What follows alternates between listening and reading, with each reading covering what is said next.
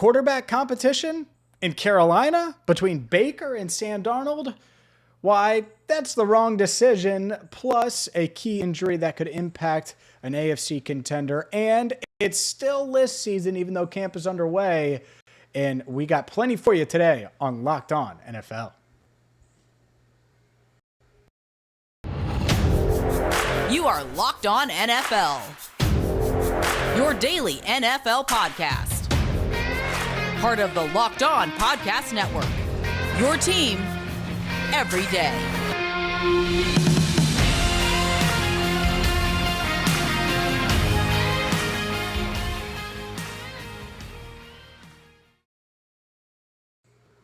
What up, NFL fans, and welcome in to a Wednesday edition of Locked On NFL. I'm James Rapien. Thank you so much for tuning in. Tony Wiggins out this week, but never fear. We got plenty for you today. Make sure you hit that subscribe button on YouTube, where over 3,000 of you have subscribed to Locked On NFL. Also, follow wherever you get your podcasts, which include iTunes, Google Play, Stitcher, and Spotify. So, we have a ton to get to, so let's dive on in.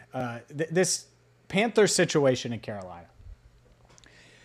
In life, sometimes certain people stay the way they are because that's the way they are. And in sports or in business, companies stay put and stay in the range of where they are because, well, that's just how they've been. That's in their nature. That's what they're going to do. And sometimes the bad stay bad, and sometimes the good just stay good, and they fall into it. And I think, well, the Panthers, they're making a mistake. It continues. This idea that it's going to be a quarterback competition in Carolina. They're neck and neck. Baker Mayfield and Sam Darnold are splitting reps. Matt Rule last week talking about how, oh yeah, I'm really a long time away from naming a starter. All of that sounds good. It does. It sounds good. Competition, and the best player's going to win the job. And you traded for Baker Mayfield for a reason.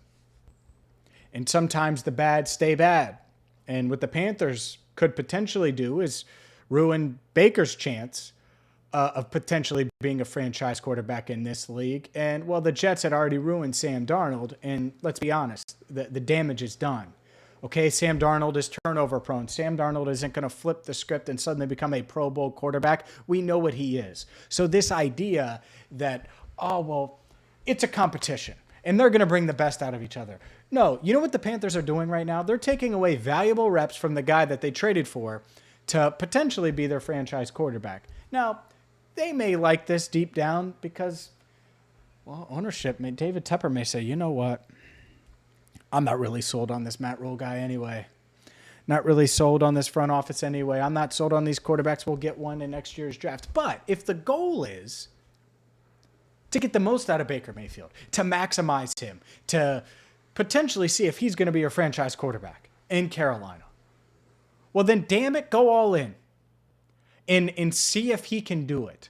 This idea that they should be splitting reps, I get it now. If Baker Mayfield goes out there and has an awful, awful preseason, I understand that. I'm not naive to think that, oh, well, if Baker struggles, Sam Darnold's breathing down his neck. That's fair, okay? That happens. But this idea that a veteran quarterback coming off of a shoulder injury that is really trying to reestablish himself, you traded for him for a reason. You're paying part of his salary. You asked him to take a pay cut. All of these things, right? And you're doing that, but you want to eat into his reps in training camp, even though he didn't spend the offseason with you. He spent the offseason in limbo.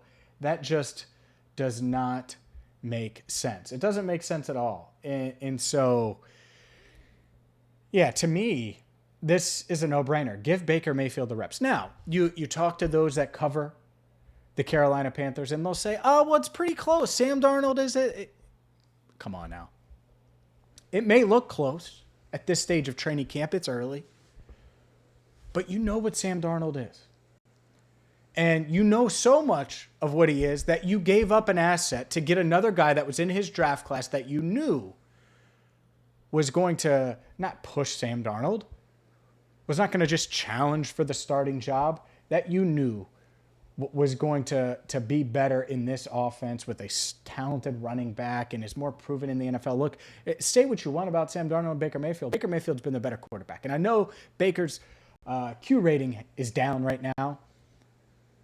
But if this offense is worth anything, and Baker's healthy and the quarterback he was in 2020, well, if you have DJ Moore on one side, you have Robbie Anderson, you have Curtis Samuel. No, you don't have Curtis Samuel anymore. I take that back. But you have Christian McCaffrey out of the backfield. You have weapons. By the way, Curtis Samuel, not in the best shape according to Ron Rivera. Anyways, the point is you have weapons. And you have guys that know how to make plays. And, well, Baker Mayfield knew how to get the ball in the hands of his playmakers a couple of years ago. And, yeah, he struggled with Odell Beckham Jr., but that's the only one. It's not like he struggled with Jarvis Landry. It's not like he didn't work well with Nick Chubb and Kareem Hunt. It's not like he didn't thrive in Kevin Stefanski's system. In what is this play action style? And, heck, the NFL.com, what did they do? They posted a picture in video clip of Baker Mayfield throwing a deep ball to who? Robbie Anderson. It's the play of Panthers camp. That's the point here, ladies and gentlemen. The Panthers shouldn't be eating into any of Baker's reps. Give him all the reps. Go all in. And you might look up and you might not get 2020 Baker Mayfield. Maybe he's better. Maybe because his back was against the wall and he was counted out. And he was doubted after going all in on the Cleveland experience. And I know he has his flaws. I'm not painting him out to be an angel or super mature or, the next Josh Allen. I don't think that. But can he be a franchise quarterback? Maybe. I'm not completely shutting the book on that, closing the book on that, or even turning the page on the idea of it. But if he's going to be, give him everything. Go all in. Give him every rep. Give him every snap. Give him every second. Don't teeter around things and say, oh, well, it's a competition with Sam Darnold. You know what Sam Darnold is. We don't need to see more. It's time to figure out what Baker Mayfield is.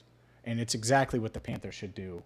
And we'll see if they do that. It's one of those things. The bad stay bad for a reason. And I think that's what's going to happen here with Carolina as they continue to split reps between Baker Mayfield, a guy that they clearly traded for and wanted to get in the mix here, and Sam Darnold, a guy that they traded for last year and it didn't work out, and we know it right now.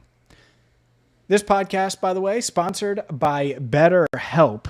Life is full of twists and turns, and it's important to show up for yourself through it all. BetterHelp Online Therapy will assess your needs and can match you with your own licensed professional therapist in less than 48 hours. It's not a crisis line. It's not self-help. It's professional therapy done securely online, available to people worldwide. You can log into your account anytime, send a message to your therapist. It's more affordable than traditional offline therapy, and financial aid is also available. Visit their website, read their testimonials that are posted daily. In fact, so many people have been using BetterHelp that they're recruiting additional therapists in all 50 states. So you need to check them out right now at betterhelp.com/lockedon. And start getting some info. This could really help you. Obviously, mental health is something that not everybody loves talking about. Well, that's why BetterHelp can help you. So go there now, and you're going to get 10% off your first month at betterhelp.com/lockedon. That's 10% off your first month of online therapy at betterhelp.com/lockedon. Let's keep things rolling with a contending team that, well, dealing with a serious injury. Tim Patrick of the Denver Broncos suffered a torn ACL on Tuesday. And let's be honest here, it's brutal because the Broncos were really trying to make a push here and trying to make a push not just to the playoffs, but a Super Bowl push. And this is kind of the theory I have really in this new age of football. I don't know, 5-6 years, past 5-6 years. You can't have enough weapons. And I think the Broncos got that. They retained Tim Patrick. They drafted KJ Hamler.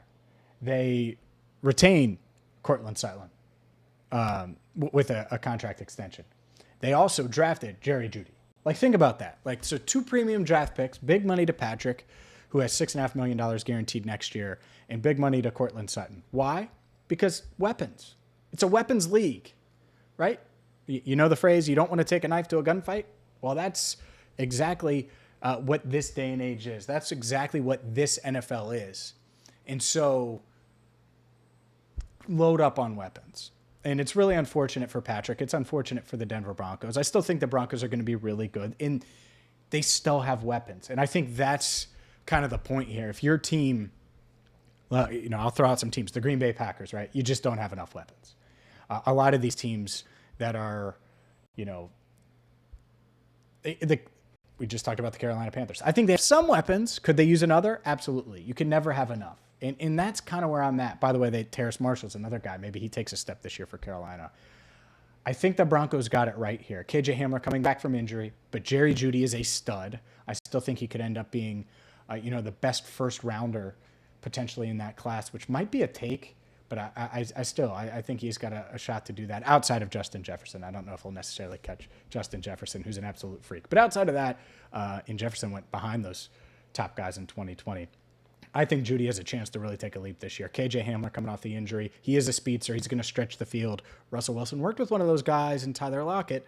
That could help. And then Courtland Sutton as well. But this is a big loss for Denver. And I don't know if they're going to necessarily go out and address it in free agency and go get a guy.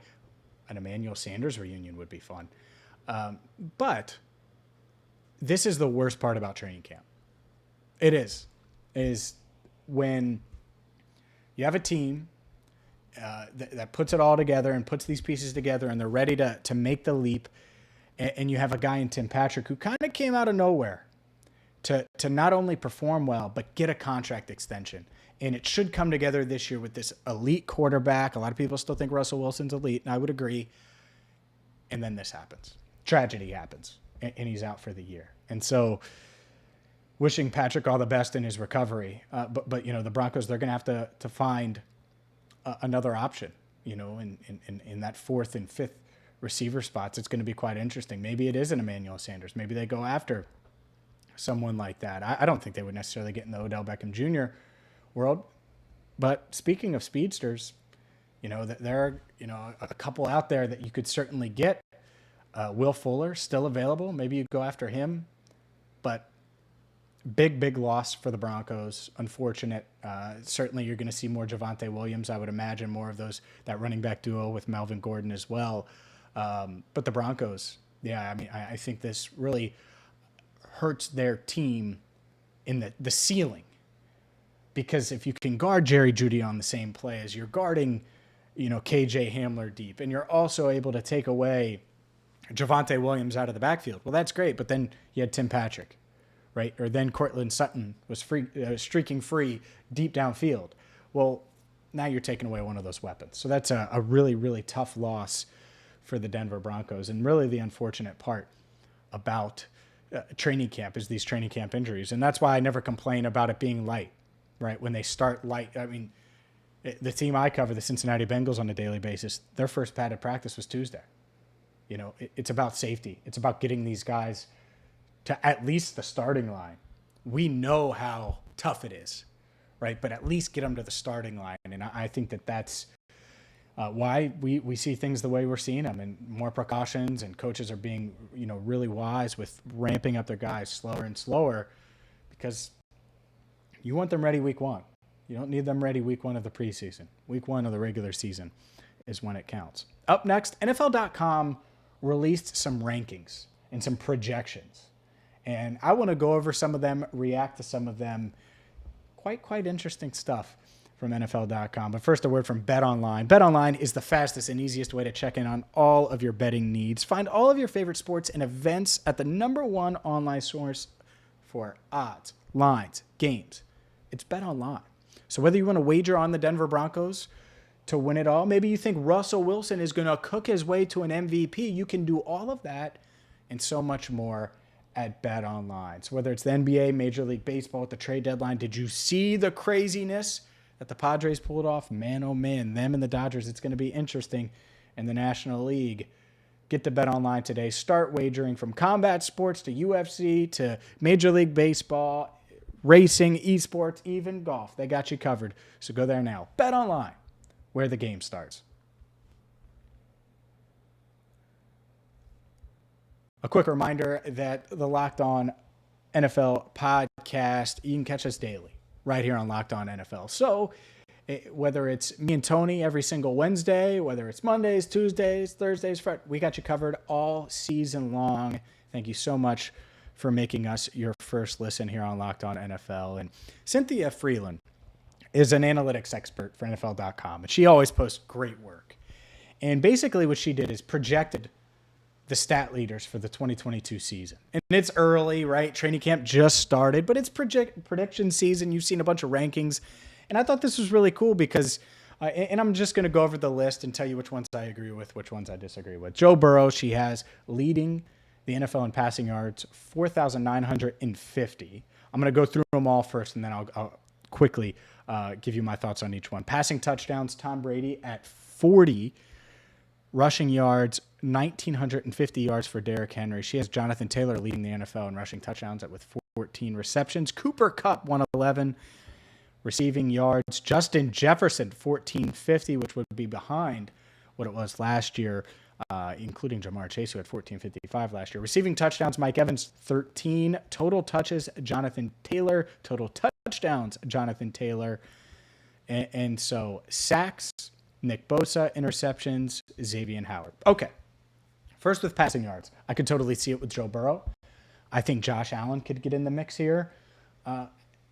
And those would probably be my two favorites.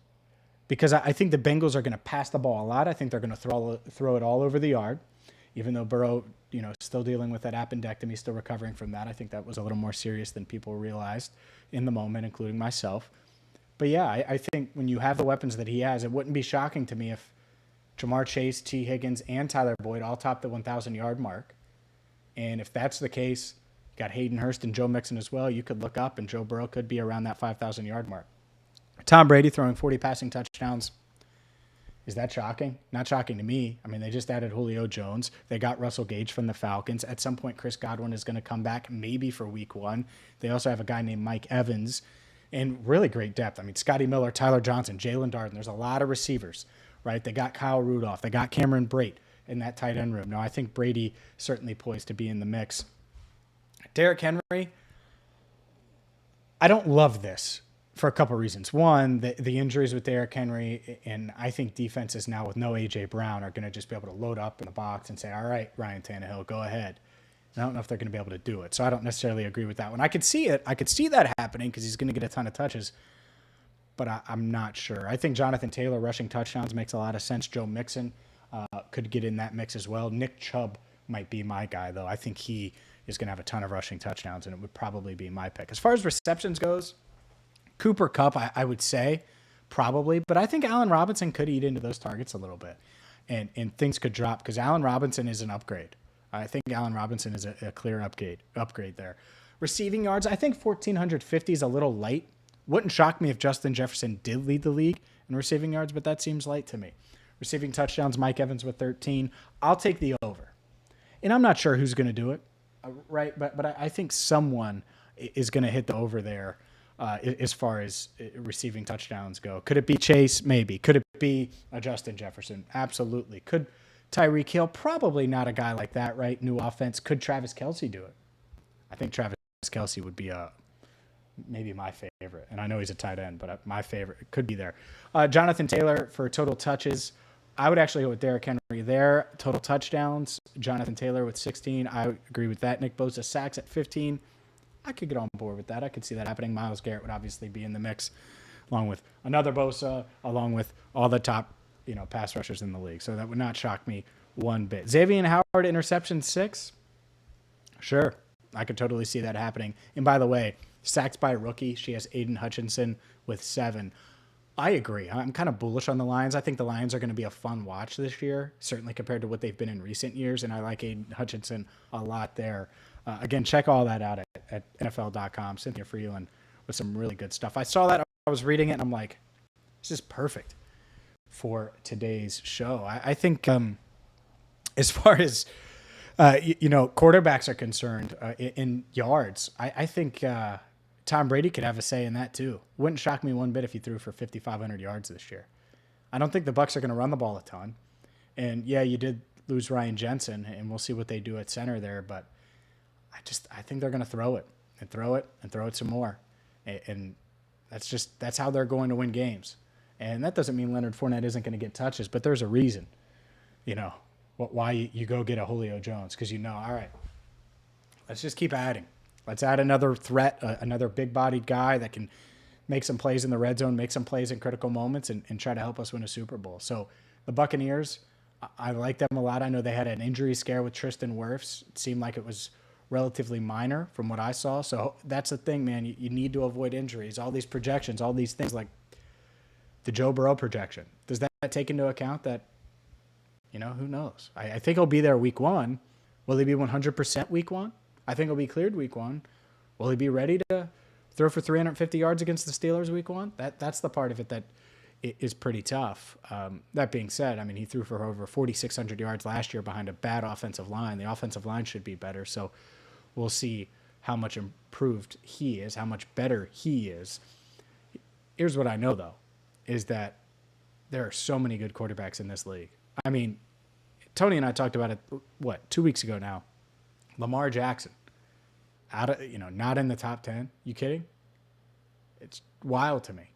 Wild, wild, wild. Also, the one Cowboys note, Jerry Jones said he isn't worried about the Cowboys wide receivers with James Washington going down, expected to miss significant time the majority of this season. Look, I get it. I understand it because you got a guy named CeeDee Lamb who's a freak, right? You feel pretty good and confident about the top couple of receivers, but the depth really isn't there. So do they go after another guy? We'll see about that. Here's what I know is we're going to be back every single day this week, 5 days a week here on Locked On NFL. So make sure you subscribe on YouTube. Check us out wherever you get your podcast. Tony and I will be back together. He was just out this week. We'll be back together next week. For Tony Wiggins, I'm James Rapien. Thank you so much for listening to a Wednesday edition of Locked On NFL.